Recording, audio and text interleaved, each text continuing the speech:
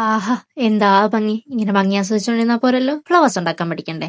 First ഞാനൊരു ക്രേ paper എടുത്ത് ഇങ്ങനെ ചെറുതായിട്ട് മടക്കി അതിനകത്തുനിന്ന് ഒരു ചെറിയ പീസ് കട്ട് ചെയ്തെടുക്കാം. ഇതിങ്ങനെ കട്ട് ചെയ്തെടുക്കുമ്പോൾ എന്താ നമുക്ക് ഒറ്റയടിക്ക് നീളത്തിനുള്ള ഒരു പീസ് കിട്ടും.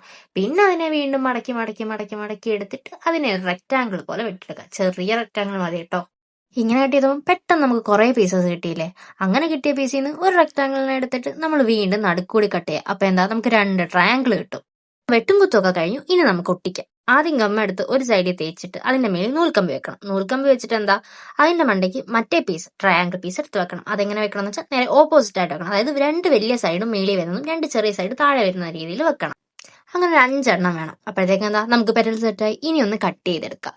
ഇപ്പൊ വരച്ച് കാണിക്കുന്ന പോലത്തെ ഒരു ഷേപ്പ് ഉണ്ടല്ലോ, ഒരു റാ പോലെ വന്നിട്ടുള്ള ഷേപ്പ്, അങ്ങനെ എടുത്ത് വെട്ടിയെടുക്കുക. അതാ ഇതുപോലെ വെട്ടിയെടുത്ത് ഒരു 5 അതുപോലെ വെട്ടിയെടുത്ത് കഴിഞ്ഞാൽ നേരെ ജോയിൻ ചെയ്യാം. നൂൽക്കമ്പി ആയതുകൊണ്ട് തന്നെ പെട്ടെന്ന് ട്വിസ്റ്റ് ചെയ്ത് നമുക്ക് സെറ്റ് ചെയ്തെടുക്കാൻ പറ്റും. അതങ്ങനെ 5 ഒന്നിച്ച് ട്വിസ്റ്റ് ചെയ്തെടുത്തിട്ട് ടൈറ്റ് ആക്കി കഴിഞ്ഞാൽ നമുക്ക് വേണ്ട രീതിക്ക് പെറ്റൽസ് അറേഞ്ച് ചെയ്ത് കൊടുക്കാം. അപ്പൊ നമുക്കൊരു പൂവൊക്കെ ആയി കഴിഞ്ഞു. ഇനി ഒരു ഫൈനൽ ടച്ചപ്പും കൂടി ചെയ്താൽ നമ്മുടെ പൂ സെറ്റായി.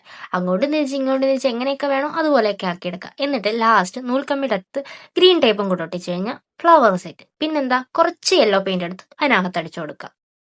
ആ പ്ലെയിൻ ആയിട്ട് കിടന്നത് അതങ്ങ് മാറിക്കിട്ടും. പിന്നെ എന്റെ ചാനൽ ഇഷ്ടപ്പെട്ട സബ്സ്ക്രൈബ് ചെയ്യാനും ലൈക്ക് ചെയ്യാനും മറക്കല്ലേ.